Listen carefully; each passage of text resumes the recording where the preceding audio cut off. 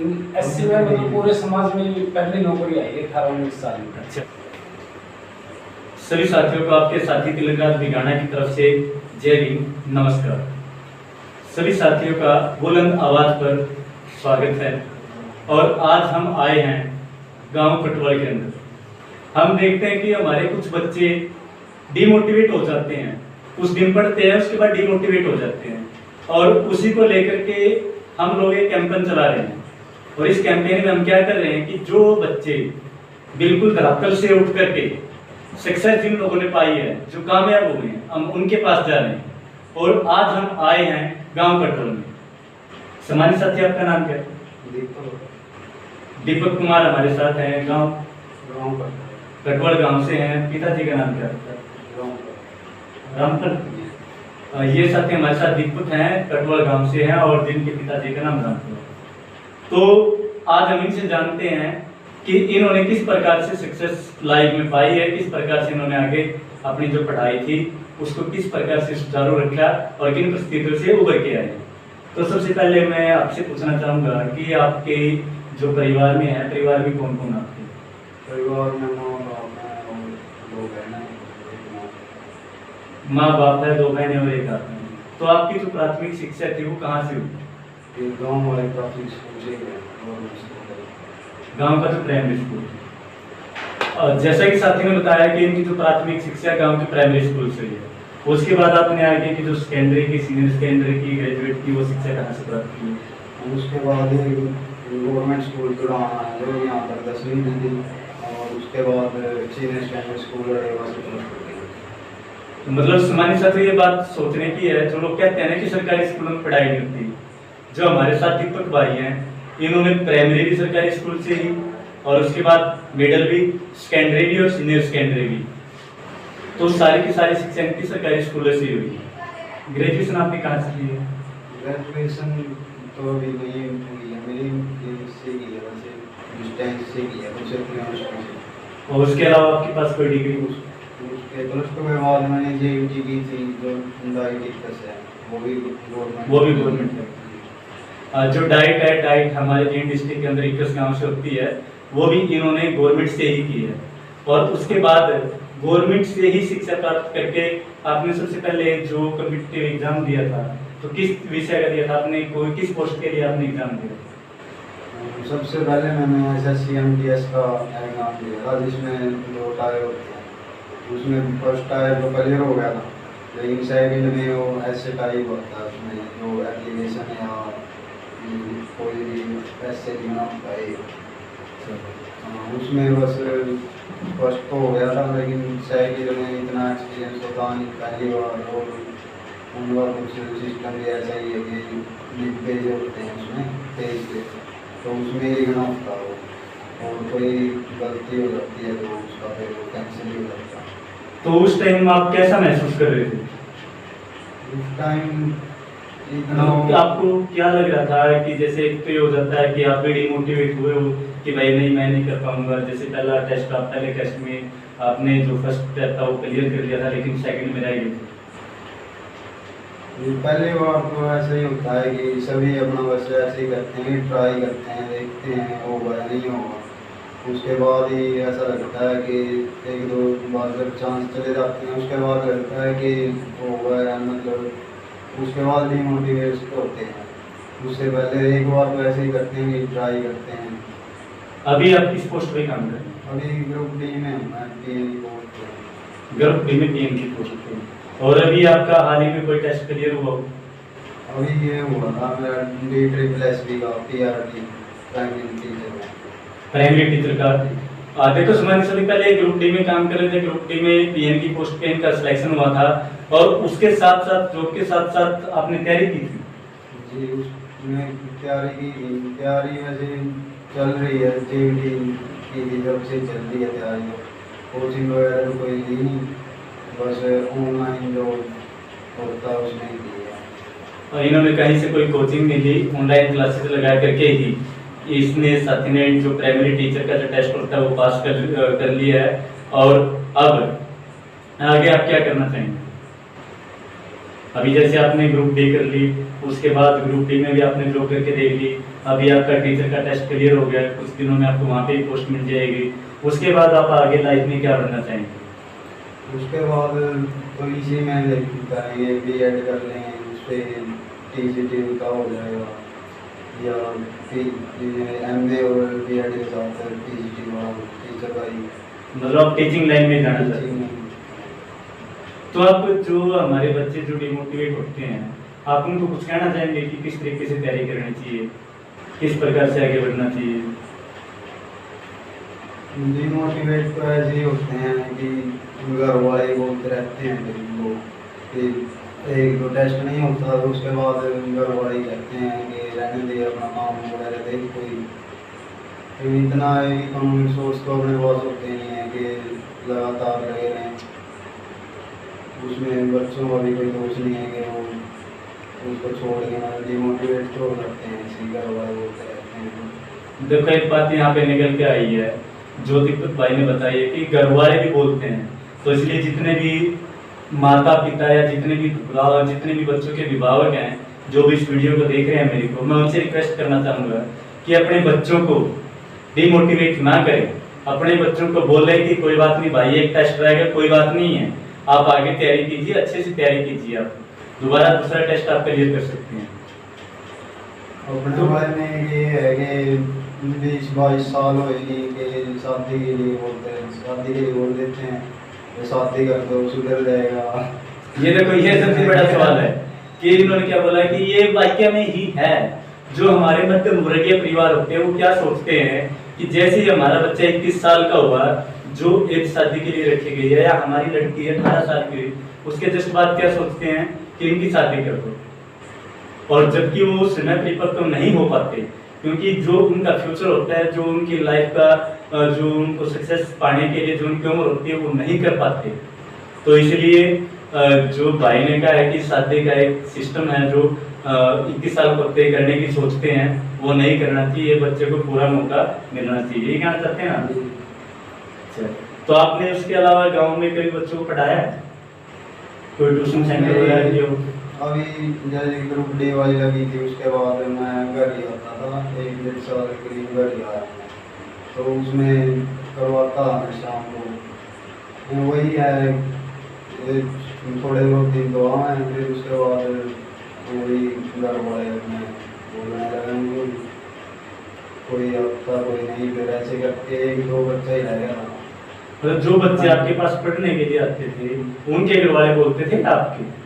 नहीं, उन वाले ही बोलते हैं ना। जैसे मैंने शुरू की थी जेएफटी के बाद मैं बीकॉम में एडमिशन ले लिया था जी गवर्नमेंट कॉलेज में, तो यही सोच के शुरू किया था कि ज़्यादा नहीं तो 400 कुछ मतलब फीस दे देंगे तो मेरा भी कुछ काम चल जाएगा।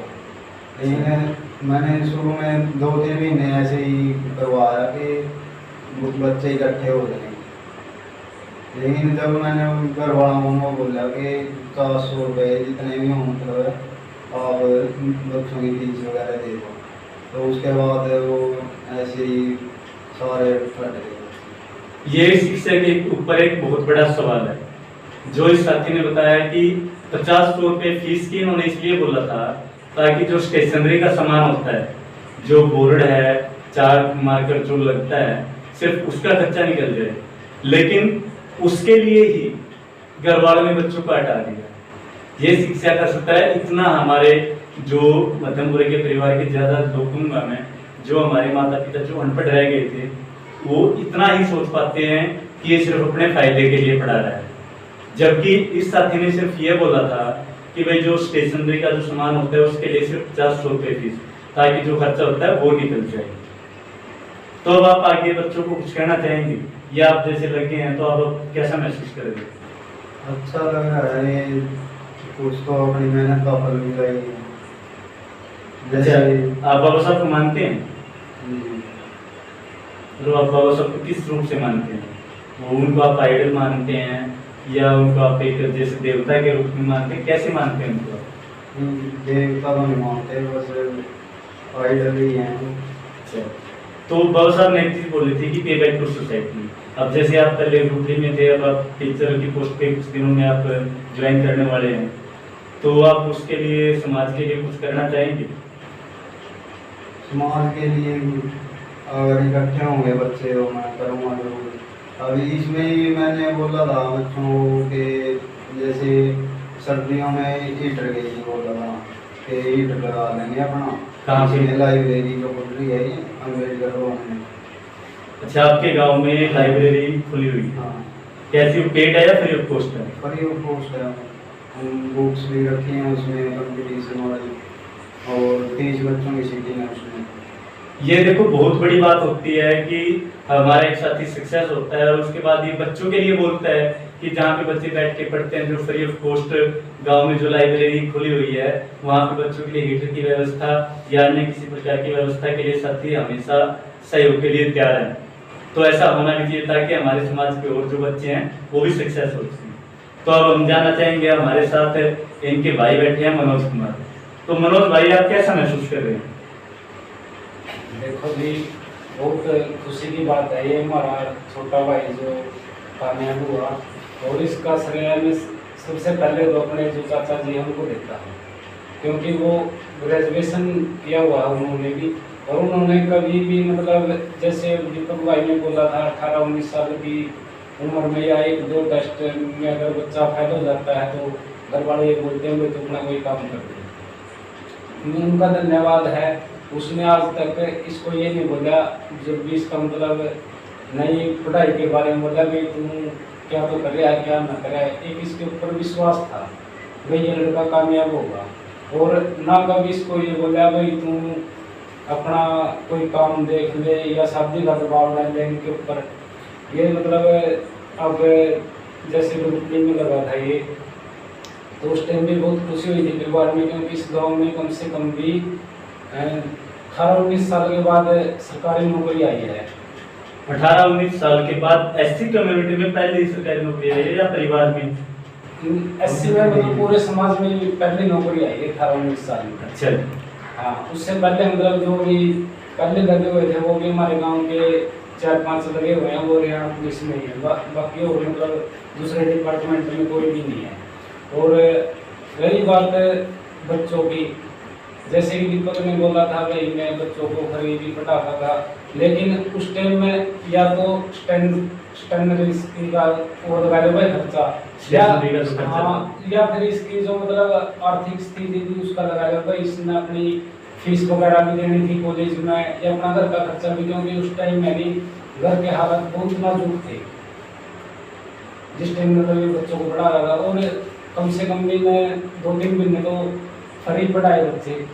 और जैसे ही मतलब फीस की बात आई तो सबसे मतलब मैं ये कहना चाहूँगा, अपने माँ बाप की कमी है बच्चों को, मगर जो बच्चा विफल होता है पढ़ाई में, क्योंकि ट्यूशन की बात लगा लो, अगर कहीं भी पैसे देने होते हैं तो माँ बाप उसको है नहीं टाइम देखते ये बोल देगा जा भाई तेरा ट्यूशन का टाइम हो गया, क्योंकि उनको ये पता है भाई अगर ये बच्चा नहीं जाएगा तब भी फीस देनी है और जाएगा तब भी फीस देनी है। 1 मिनट मनोज भाई, इस चीज देखो यहाँ पे 2 सवाल खड़े थे। तो सबसे पहले मैं आपसे पूछना चाहूंगा, आपने बताया कि चाचा जी ने ग्रेजुएशन की हुई है, मतलब ये आपके चाचा जी के लड़के हैं, तो चाचा जी ने ग्रेजुएशन आपको कुछ पता है कब की थी? सन 84 में ग्रेजुएशन की थी, लेकिन वही बात लगा लो, किस्मत लगा लो या कुछ भी लगा लो, उनको देखो 1984 में जिस इंसान ने ग्रेजुएशन कर ली वो सारी चीजें समझता है, क्योंकि मैं मानता हूँ कि उस समय जो ग्रेजुएशन थी ना 1984 की और आज की पीएचडी के लगभग बराबर है, क्योंकि उसमें बहुत स्ट्रगल करना पड़ता था एक ग्रेजुएशन के लिए। तो इसीलिए उन्होंने स्थिति को समझा और कभी भी इनको डिमोटिवेट नहीं होने दिया, इनको हमेशा इनको आगे प्रेरित किया कि आप आगे तैयारी कीजिए, आप जो काम धंधा उसको छोड़िए, उसको हम संभालते हैं, आप अपनी पढ़ाई को सुचारू रूप से रखिए। और दूसरी बात जो निकल के आई है, जो मनोज भाई ने बताई है कि भाई अगर बच्चे के जो पेरेंट्स हैं, जो माँ बाप हैं, अगर वो फीस देखते हैं तो वो टाइम देखते ये बोलेंगे कि भाई टाइम हो गया ट्यूशन पे जा, और वो आने के बाद उसकी शायद कॉपी वगैरह भी चेक करेंगे। तो कहीं ना कहीं सरकारी और प्राइवेट स्कूल में भी यही डिफरेंस है कि जब प्राइवेट स्कूल में बच्चे की फीस देते हैं माँ बाप तो उनकी कॉपी भी चेक करते हैं और उनको समय से भेजते भी हैं, और शायद सरकारी स्कूल के जो बच्चे हैं उनके माँ बाप ऐसा ना करते। एक ये भी है ना, जो प्राइवेट स्कूल में कोई भी बच्चा नर्सरी का लगा लो या LKG तक का बच्चा भी है ना, जो उसका भी घर वाले ट्यूशन लगाते हैं अलग से, जिसमें उनको पता है कि प्राइवेट में अच्छी शिक्षा दी जाती है, उसके बाद भी वो ट्यूशन लगाते हैं। लेकिन सरकारी में ये मानते भी हैं कि ये मास्टर पढ़ाते ही नहीं हैं, लेकिन उसके बाद भी कोई ट्यूशन वगैरह की कोई वो नहीं देखते। मतलब आप भी ये बात मानते हैं कि सरकारी स्कूलों में अध्यापक हैं जो वो अच्छे से नहीं पढ़ाते? नहीं, मैं इसमें घर वालों का दोस्त है ना ये, कि वो मतलब मान भी रहे हैं ये कि सरकारी स्कूल में शिक्षा अच्छी नहीं है, और उसके बाद भी मतलब कोई अपनी रिस्पॉन्सिबिलिटी नहीं समझते कि वो या तो खुद पढ़ाएं उनको या कहीं पे ट्यूशन लगाएं। मनोज भाई कुछ कहना चाहते हैं इस बारे में?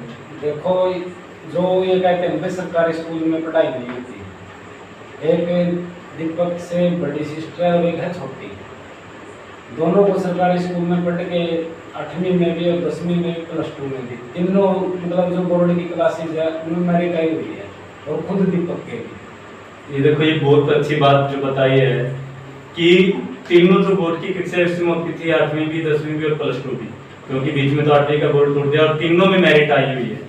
तो इससे ज्यादा क्या पढ़ाई होगी? ये सरकारी स्कूलों की व्यवस्था की बात है, सरकारी स्कूलों के अंदर तो हम कह सकते हैं कि पढ़ाई बहुत अच्छी होती है, बस थोड़ा सा पेरेंट्स को ध्यान देने की आवश्यकता है। हाँ, एक बात मैं कहना चाहूँगा, सिर्फ मतलब बच्चों का कसूर नहीं है, बच्चों के अगर माँ बाप टाइम टेबल तय कर देना, भाई तेरे को इस टाइम खेलना है, इस टाइम पढ़ना है, उनकी कॉपी वगैरह चेक करे, जैसे अब ये आते थे स्कूल से, इनका टाइम टेबल था पढ़ने का, तो इस उसमें इनको मतलब कभी भी ये नहीं हुआ भाई पेरेंट्स की वजह से इनको पढ़ने में कोई दिक्कत आई है, या बीच में भाई कोई काम करना सौंप दिया, भाई ये काम करना है, फिर वो पढ़ाई छोड़ के वो काम पे लग जाते हैं।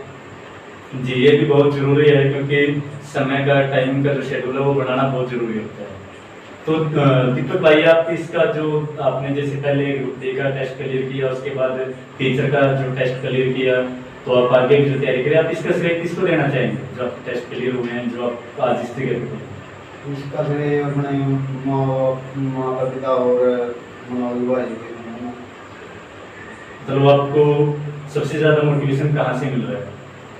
सबसे ज़्यादा तो मेरे पिताजी से ही मिला, क्योंकि इतना उसमें मतलब कुछ लोग ऐसे डिमोटिवेट भी हो जाएंगे कि इतना पढ़ने के बाद भी कोई जॉब नहीं मिली है, लेकिन जो उन्होंने मतलब करवाया है, पढ़ाया हमको, इतना होने के बाद भी, क्योंकि कोई कई पेरेंट्स ऐसे भी होंगे जो ये सोचेंगे कि ग्रेजुएशन मैंने कर ली, जो मेरे को कुछ नहीं मिला तो बच्चों को क्या मिलेगा, तो उन्होंने हमको पढ़ाया भी है, और कभी भी मतलब फीस की, ट्यूशन वगैरह फीस जो होती है उसमें भी कोई दिक्कत नहीं आती। तो ये बहुत अच्छी बात है। देखो, इनके पिताजी ने जिस प्रकार से मेहनत खुद की थी, पहले खुद भी पढ़े, और बस उसको दुर्भाग्यवंश ही कहूँगा कि उनको जॉब नहीं मिली, लेकिन उन्होंने अपने बच्चों को कामयाब बनाने के लिए पूरा जोर लगाया, और इसका रिजल्ट आज आपके सामने है। तो इसलिए जो मैं ये वीडियो बना रहा हूँ, ये नहीं है कि मैं किसी को फेमस करने के लिए बना रहा हूँ या खुद फेमस होने के लिए, मैं सिर्फ इतना दिखाना चाहता हूँ, ये सच्चाई दिखाना चाहता हूँ कि जो हमारे बच्चे डिमोटिवेट हो जाते हैं, जो माँ बाप या जो हमारे समाज के लोग हैं, जो ये बोलते हैं ना कि भाई वो इतना पढ़ गया, उसने क्या कर लिया, ये कोई जरूरी नहीं होता। जो मेहनत करेगा उसको सफलता जरूर मिलेगी। और ये आप देख सकते हैं, ये आपके सामने एग्जांपल है, जैसा कि मनोज भाई ने बताया, इतने सालों के बाद जो पहले जॉब मिली है, भले जो ग्रुप डी की है, उसके बाद ये टीचर भी लग गए हैं, क्योंकि टेस्ट क्लियर हो गया तो बहुत जल्दी इनकी फाइनल लिस्ट आ जाएगी। तो ये बहुत खुशी की बात होती है कि इतने सालों के बाद कोई बच्चा सक्सेस होता है, कोई बच्चा कामयाब होता है। साथियों, अभी हमारे साथ जो हमारे भाई बैठे थे दीपक, उनकी माताजी और उनके पिताजी हमारे साथ हैं, तो हम एक बार इनसे भी जानना चाहेंगे कि वो कैसा महसूस कर रहे हैं। सबसे पहले तो आपको नमस्कार जी। मतलब आपका सबसे पहले तो मैं ये चाहूँगा कि आप एक बार ये बताएं कि आपका नाम क्या है? मेरा नाम राम। तो आप कैसा महसूस कर रहे हैं? आपके बेटे ने जिस प्रकार से पहले ग्रुप डी का टेस्ट क्लियर किया, उसके बाद अभी टीचर का टेस्ट इन्होंने क्लियर कर दिया, तो आप कैसा महसूस कर रहे हैं?